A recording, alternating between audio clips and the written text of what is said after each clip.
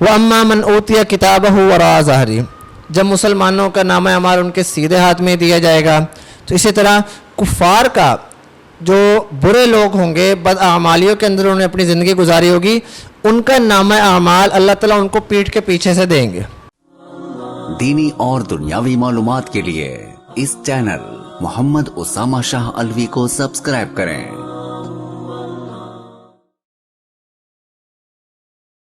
نحمده ونصلي ونسلم على رسوله الكريم، اما بعد فاعوذ بالله من الشيطان الرجيم، بسم الله الرحمن الرحيم۔ يا أيها الإنسان إنك كادح إلى ربك كدحا فملاقيه، فأما من أوتي كتابه بيمينه فسوف يحاسب حسابا يسيرا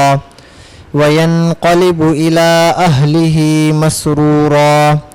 وأما من أوتي كتابه وراء ظهره فسوف يدعو ثبورا ويصلى سعيرا إنه كان في أهله مسرورا إنه ظن أن لن يحور بلى إن ربه كان به بصيرا۔ صدق اللہ العظیم۔ پارہ نمبر 30 سورۃ الانشقاق، آیت نمبر 6 تا آیت نمبر 15 تک تلاوت کی ہے۔ ان آیات کا ترجمہ کچھ اس طرح ہے: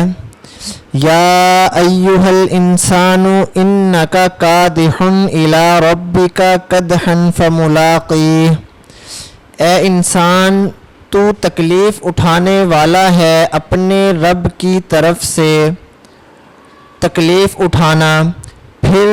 ملاقات کرنے والا ہے اس سے۔ فَأَمَّا مَنْ أُوتِيَ كِتَابَهُ بِيَمِينِهِ، پس لیکن وہ شخص جو دیا گیا اپنے نامہ اعمال کو اس کے دائیں ہاتھ میں، فَسَوْفَ يُحَاسَبُ حِسَابًا يَسِيرًا، پس عن قریب حساب لیا جائے گا، آسان حساب۔ وَيَنْقَلِبُ إِلَىٰ أَهْلِهِ مَسْرُورًا، اور لوٹے گا وہ اپنے گھر کی طرف اس حال میں کہ وہ خوش ہوگا۔ وَأَمَّا مَنْ أُوتِيَ كِتَابَهُ وَرَاءَ ظَهْرِهِ، اور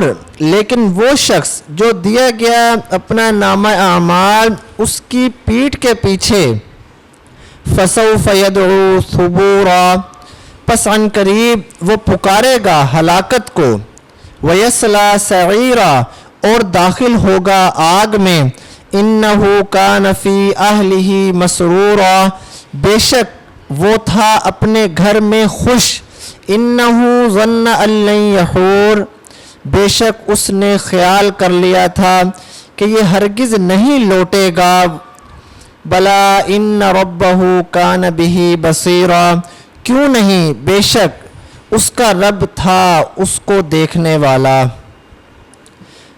سورۃ الانشقاق آیت نمبر 6 سے آیت نمبر 15 تک تلاوت کی، ترجمہ بیان کیا۔ یا ایھا الانسان انک کادح الی ربک کدحا فملاقیہ، اس آیت کا مقصد یہ ہے کہ ہر انسان، چاہے وہ کوئی بھی ہو، مسلمان ہو، مومن ہو، کافر ہو، مشرک ہو، پھر نیک بد ہو، کوئی بھی ہو، وہ جو ہے اپنے رب کی طرف لوٹے گا، یعنی کہ اس کی جو انتہا ہے وہ اپنے رب کی طرف ہوگی۔ اس آیت میں اللہ تعالیٰ نے کچھ چند چیزیں ہیں جو بیان فرمائی ہیں، اب انشاءاللہ ہم اسی کے اوپر گفتگو کریں گے۔ سب سے پہلے جو اللہ تعالیٰ اس آیت کے اندر بیان فرما رہے ہیں وہ یہ ہے کہ انسان خواہ کوئی بھی ہو، مرد ہے، عورت ہے، پھر مسلمان، غیر مسلم، کافر، مشرک، پھر مسلمانوں کے اندر نیک ہے یا کوئی بد ہے، کوئی بھی ہے تو اس کی فطرت کے اندر یہ داخل ہے کہ وہ حرکت کرے گا۔ حرکت یعنی کہ کسی بھی چیز کو وہ اپنا مقصد بنا لے گا اور اسی کو حاصل کرنے کے لیے وہ کوشش کرے گا۔ نیک آدمی کسی بھی چیز کو اپنا مقصد بناتا ہے، جیسے مثال کے طور پہ ایک نیک آدمی ہے، اس کا مقصد ہے کہ میں نے آخرت کمانی ہے, اللہ تعالیٰ کو راضی کرنا ہے, یہ اس کا مقصد ہے, وہ اب اس کے لیے کوشش کر رہا ہے. بد آدمی ہے, چور ہے, ڈاکو ڈکیت ہے,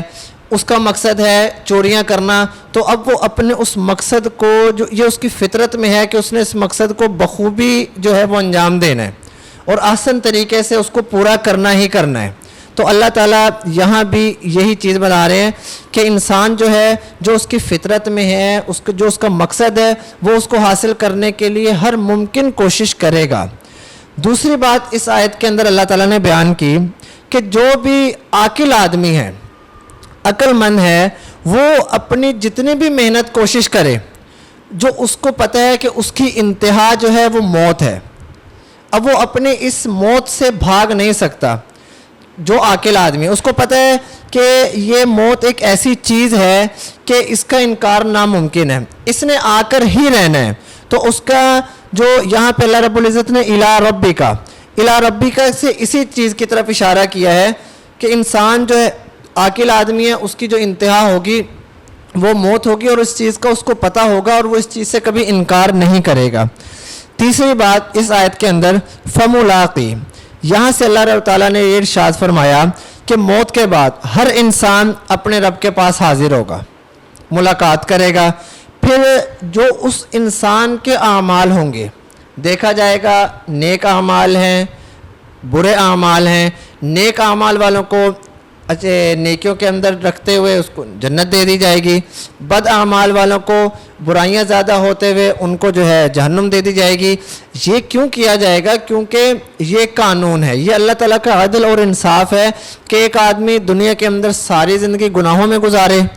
اور ایک آدمی دنیا کے اندر ساری زندگی پریشانیوں میں گزارے, تو آخرت کے اندر ان دونوں کا کوئی نہ کوئی تو علیحدگی اور فرق ہوگا نا, کہ ایک آدمی نے عیاش پنے میں زندگی گزاری, ایک آدمی نے بڑی مشکلات میں صبر میں زندگی گزاری. تو جس نے صبر میں گزاری ہے اللہ تعالیٰ کے ہاں اس کا مقام مرتبہ زیادہ ہوگا. جس نے عیاشیوں میں زندگی گزاری اللہ تعالیٰ کے ہاں اس کا مقام مرتبہ علیحدہ ہوگا. تو جو جس کا مقام ہوگا اس کے مطابق اس کو اللہ تعالیٰ کی طرف سے ثمرہ, اس کا پھل مل جائے گا. فَأَمَّا مَنْ أُوتِيَ كِتَابَهُ بِيَمِينِهِ, اس آیت کے اندر مومنین کی جزا کا بیان ہے کہ مومن آدمی کی سب سے بڑی یہی ہوگی کہ اس کا نامہ اعمال جو ہے وہ اس کے دائیں ہاتھ میں پکڑا دیا جائے گا, اور اس کا جب اس کو نامہ اعمال اس کے دائیں ہاتھ میں سیدھے ہاتھ میں پکڑا دیا جائے گا تو اس کے لیے سب سے بڑی جیت یہی ہوگی. اب اس کا جو حساب کتاب ہے اس کے اندر بھی نرمی کی جائے گی, اور اس کی جو ہیں نیکیاں جو ہیں اللہ تعالیٰ کے ہاں اس کی برائیوں سے زیادہ ہوں گی. اللہ تعالیٰ نے یعنی کہ نامہ اعمال کا سیدھے ہاتھ میں پکڑانے کا مقصد یہ ہے کہ اب یہ آدمی جنت میں ہی انشاءاللہ جائے گا, خوشی ملنے والی ہے. وَيَنْقَلِبُ إِلَىٰ أَهْلِهِ مَسْرُورًا, جب اللہ تعالیٰ اس کو خوشی دے دیں گے, نامہ اعمال سیدھے ہاتھ میں پکڑا کر اس کا جنت کا فیصلہ کر دیں گے, تو پھر جو یہ خوشی ہوگی تو وہ خوشی جو ہے وہ اپنے اہل والوں کو جا کر سنائے گا. اب یہاں جو الی اہل ہی ہے, اہل سے مراد یہاں پہ مفسرین نے دو قول مراد لی ہیں. ایک مراد یہ ہے کہ وہ اپنے اہل کے پاس جائے گا, یعنی کہ حوروں کے پاس جائے گا, کیونکہ حور اس کے اہل میں سے ہوں گے, ان کو بتائے گا کہ میں کامیاب ہو گیا اور میں اللہ تعالیٰ نے میرے لیے جنت کا فیصلہ کر دیا. دوسرا کہ وہ جو اس کے دنیا کے اندر اہل تھے, جیسے اس کے بیوی بچے ہیں, والدین ہیں, رشتہ دار ہیں, ان کے پاس جائے گا اور ان کو جا کے خوشی سنائے گا کہ میرے لیے اللہ تعالیٰ نے جنت کا فیصلہ کر دیا. تفسیر قرطبی والے نے یہ دونوں احتمال لکھے ہیں اور دونوں ہو بھی سکتے ہیں. وَأَمَّا مَنْ أُوتِيَ كِتَابَهُ وَرَاءَ ظَهْرِهِ, جب مسلمانوں کا نامہ اعمال ان کے سیدھے ہاتھ میں دیا جائے گا, تو اسی طرح کفار کا جو برے لوگ ہوں گے, بد اعمالیوں کے اندر انہوں نے اپنی زندگی گزاری ہوگی, ان کا نامہ اعمال اللہ تعالیٰ ان کو پیٹھ کے پیچھے سے دیں گے. اب کہ یہاں ایک آیت ہے, قرآن پاک کی آیت ہے, وَأَمَّا مَنْ أُوتِيَ كِتَابَهُ بِشِمَالِهِ, کہ جو برے لوگ ہوں گے, کفار ہوں گے, ان کا نامہ اعمال جیسے مسلمانوں کے دائیں ہاتھ میں ہے تو کفار کے بائیں ہاتھ میں دیا جائے گا. اب یہاں پہ اللہ رب العزت فرما رہے ہیں کہ ان کا جو نامہ اعمال ان کی پیٹھ کے پیچھے سے دیں گے. دیکھنے میں قرآن پاک کی ان دونوں آیت کے اندر تعارض ہے, ایک جگہ آ رہا ہے بایاں ہاتھ, ایک جگہ آ رہا ہے پیٹھ کے پیچھے. تو اس کے دو جواب دیے گئے ہیں کہ اس میں تعارض نہیں ہے, بلکہ جیسے ایک قیدی ہوتا ہے اس کے ہاتھ اس کی پیٹھ کے پیچھے باندھ دیے جاتے ہیں, تو اسی طرح اللہ تعالیٰ نے دونوں ہاتھ پیٹھ کے پیچھے فرشتوں نے باندھے ہوئے ہوں گے، تو وہیں پہ اس کو پیٹھ کے پیچھے اس کے بائیں ہاتھ میں اس کو نام اعمال پکڑایا جائے گا۔ اور دوسرا یہ ہے کہ اللہ تعالیٰ ان کے ہاتھ ہی ان کی جو پشت ہے اسے پیٹھ کے پیچھے نکال دیں گے، اور وہ اپنی پیٹھ کے پیچھے ان کی ایک سزا ہوگی، وہاں سے وہ اپنا وہ نام اعمال لے گا۔ اور نام اعمال میں ظاہر سی بات ہے کافر ہوگا تو وہ نام اعمال دیکھ کے گھبرائے گا، ہلاکت اس کو نظر آ جائے گی، اور وہ تمنا کرے گا کہ ہائے کاش میں مر جاؤں، یعنی کہ اب اس نے مرنا نہیں ہے، پھر بھی وہ ایک اس کے موت کو پکارے گا۔ جیسے دنیا کے اندر اگر کسی بھی آدمی پہ، چاہے وہ مسلمان ہو چاہے وہ کافر ہو، اگر ان کے اوپر کوئی مصیبت ٹوٹتی ہے تو وہ کہتے ہیں یار میں کاش میں مر جاتا۔ حالانکہ یہ الفاظ دہرانا صحیح نہیں ہے، ایک مسلمان کے لیے قطعاً صحیح نہیں ہے، لیکن آخرت میں کافر یہ الفاظ دہرائیں گے، اور اس وقت ان کا یہ الفاظ دہرانا لغو ہوگا، کیونکہ انہوں نے ساری زندگی پھر زندہ بھی رہنا ہے، اور ساری زندگی عذاب کا جو مزہ ہے انہوں نے وہ چکھنا ہی چکھنا ہے۔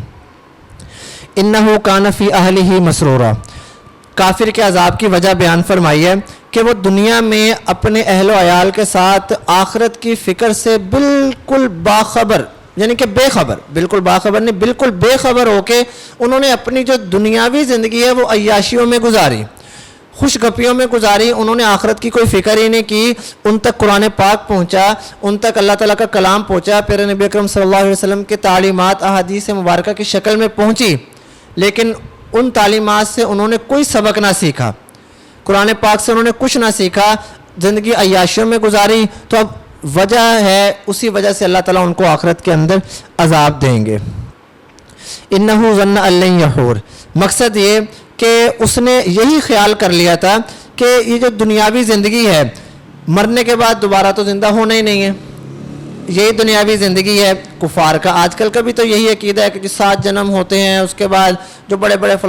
فلاسفر ہیں وہ یہ کہتے ہیں کہ انسان جب مر جاتا ہے ختم ہو جاتا ہے، کوئی باقیات نہیں بچتی، کوئی حساب کتاب نہیں ہوتا۔ تو یہ اللہ تعالیٰ فرما رہے ہیں کہ ایسا نہیں ہوگا، حساب کتاب بھی ہوگا، دوبارہ زندہ بھی کیے جائیں گے، اور ان کو جس طرح کہ انہوں نے دنیا میں زندگی گزاری ہے اسی کے مطابق ان کے فیصلے بھی کیے جائیں گے۔ بلا ان ربہ کان بہ بصیرا، مقصد یہ ہے کہ اللہ تعالیٰ اس شخص کے ہر عمل کے گواہ ہیں، یعنی کہ اللہ تعالیٰ نے دنیا کے اندر اس آدمی نے جو کچھ بھی کیا ہے تو اللہ تعالیٰ کے پاس وہ نام اعمال میں سب کچھ محفوظ ہے۔ اللہ تعالیٰ نے اس کے اعمال کا حساب کتاب لینے کے لیے، اس کے اعمال کے مطابق اس کو جزا سزا دینے کے لیے اس کا وہ سارا اعمال لکھے میں، اور اللہ تعالیٰ اس کو دوبارہ زندہ کریں گے، زندہ کرنے کے بعد اس کو اس کے نام اعمال کے مطابق اس کو سزا اور جزا اس کی جو ہے وہ منتخب کر دی جائے گی۔ یہ صورت تھی جو ہم نے شروع کی ہے، صورت الانشقاق۔ اب اس کے اندر ہمیں یہی سمجھ آ رہا ہے کہ ہمیں اپنی زندگی گزارنے کا جو مقصد ہے وہ صرف اور صرف ایک ہے، اللہ تعالیٰ کو راضی کرنا۔ اللہ تعالیٰ کو راضی کیسے کرنا ہے؟ اپنی زندگی قرآن پاک کے عین مطابق گزار کے۔ جب ہم اپنی زندگی قرآن پاک کے مطابق گزاریں گے، آپ یہ کہہ سکتے ہیں جی کیسے گزار سکتے ہیں، ناممکن سی بات ہے، ہم بڑے گناہ گار ہیں، ہم نہیں گزار سکتے۔ حقیقتاً بھی یہ ہے کہ ہم اگر نمازیں پڑھتے ہیں، ہم روزے رکھتے ہیں، تو ہم ان نمازیں پڑھنے کا، روزے رکھنے کا وہ حق ادا کرتے ہی نہیں ہیں جو کہ اللہ تعالیٰ کا حق ہے اور جو ادا کرنا چاہیے۔ لیکن کم از کم ہمیں یہ امید اور یہ یقین ہے کہ ہم وہ نالائق طالب علم ہیں جو کلاس کے اندر جاتے ہیں، پڑھتے نہیں ہیں، لیکن کم از کم حاضری دے رہے ہیں، کلاس کے اندر حاضر ہوتے ہیں۔ تو کبھی کبھی جب نالائق اسٹوڈنٹ کلاس میں حاضر ہوتا ہے، وہ پیپروں میں کامیاب نہ بھی ہو تو استاد اس کو اچھے نمبر دے کے کامیاب کر دیتے ہیں کہ چلو جی یہ سارا سال کم از کم کلاس میں حاضر تو رہا ہے۔ تو اس لیے آپ بھی مسجدوں کے اندر، نیک کاموں کے اندر اپنی حاضریاں یقینی بنائیں، چاہے وہ آپ کے اعمال قبول ہوں نہ ہوں وہ ایک علیحدہ ہے، لیکن آپ نیک عمل لازمی کریں، اللہ تعالیٰ اس کا بھی آپ کو انشاءاللہ اجر ضرور دیں گے۔ ایک آدمی نماز نہیں پڑھتا، ہم اس کو کہتے ہیں کہ نماز نہیں پڑھتا، جب وہ کل نماز پڑھنے لگ جاتا ہے پھر ہم کہتے ہیں اچھا بڑا مسلمان ہو گیا، نمازیں پڑھنے لگ گیا، یعنی کہ ہم لوگ کسی حال میں بھی خوش نہیں ہیں۔ تو اس طرح کر کے کسی کا مورال بھی نہیں گرانا چاہیے۔ ہر آدمی اللہ تعالیٰ کو راضی کر رہا ہے، ہر آدمی کو اللہ تعالیٰ کو راضی کرنا چاہیے، قرآن پاک کے مطابق اپنی زندگی گزارنی چاہیے، اسی میں میری بھی بھلائی ہے، آپ کی بھی بھلائی ہے۔ اللہ تعالیٰ ہماری زندگیوں کو قرآن پاک کے عین مطابق گزارنے کی ہمیں توفیق عطا فرمائے۔ وما علینا الا البلاغ المبین۔ दीनी और दुनियावी मालूमात के लिए इस चैनल मोहम्मद उसामा शाह अलवी को सब्सक्राइब करें।